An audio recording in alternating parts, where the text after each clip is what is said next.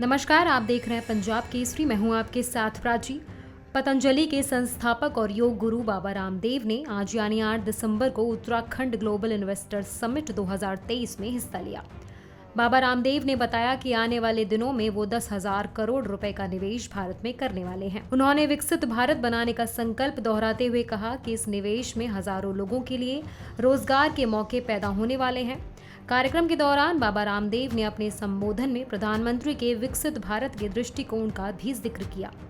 उन्होंने तमाम इन्वेस्टर्स से प्रधानमंत्री के विकसित भारत और देश को ग्लोबल इकोनॉमिक पावर हाउस बनाने के संकल्प को मजबूत करने का आह्वान किया। बाबा रामदेव ने देश को $5 ट्रिलियन की अर्थव्यवस्था बनाने का भी हवाला दिया। आपको बता दें, ये ग्लोबल इन्वेस्टर्स समिट आज 8 दिसंबर से शुरू हुआ है और 9 दिसंबर तक चलने वाला है। समिट का उद्घाटन प्रधानमंत्री नरेंद्र मोदी ने किया।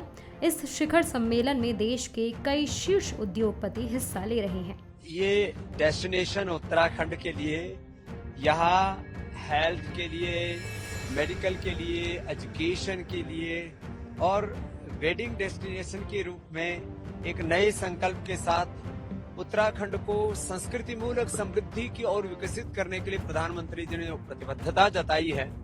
जो $5 ट्रिलियन की भारत की इकोनॉमी का जो उनका संकल्प है, तो हमने कहा हम भी अपने हिस्से की जिम्मेदारी उसमें निभाएंगे।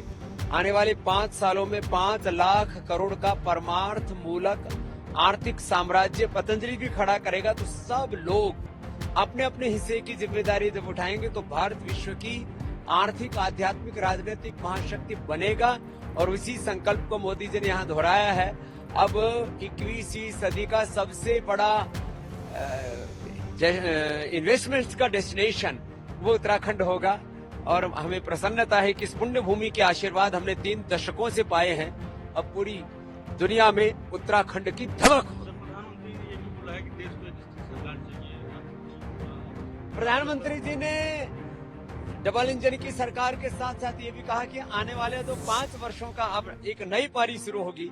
उसमें जो विकसित भारत का सपना उसको साकार करेंगे। ये बहुत बड़ा संकल्प है और विकल्प रहित संकल्प अखंड प्रचंड पुरुषार्थ के धनी है हमारे प्रधानमंत्री जी। हिमालय जैसा उनका व्यक्तित्व है।